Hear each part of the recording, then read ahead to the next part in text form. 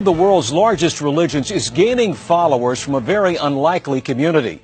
A growing number of Hispanics are changing their religion and following the teachings of Islam. Tonight, NBC 11's Ethan Harp takes a closer look at why faith doesn't always equal tradition.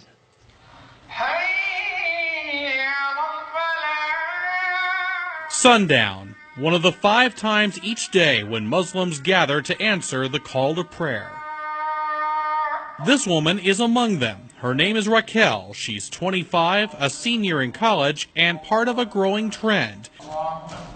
Hispanics joining the Islamic faith. My mother raises pretty strict Catholic. Yet in recent years, her studies and the war in Iraq opened her eyes to Muslims. Her interest came, went, and returned. And a year ago, I felt a need again. So I decided to actually look further into Islam. Until she finally converted once and for all just before last year's Ramadan.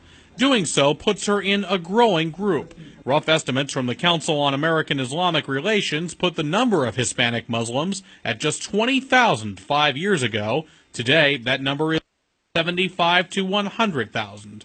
In '96, when I first converted, I literally only knew one Hispanic convert in the entire mosque, and now 50 to 100 easily. Sharif Dorset works with new converts like Raquel. He believes there are strong similarities with Catholicism, but without the hierarchy.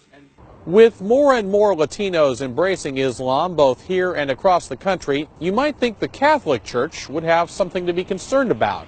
But here in the South Bay, we found a priest with a rather interesting reaction. Obviously, we want everybody to be Catholic. On the other hand, we do want people to be close to God. And if people find closeness to God in Islam, say, I think we would prefer someone to be a good Muslim than to be a non-practicing Catholic. Father Jose Rubio with the Diocese of San Jose hasn't seen much evidence for himself of Hispanics leaving the church for the mosque, but even if some are, he sees no reason for alarm. We just need to be understanding and accepting and seeing this diversity as a gift from God.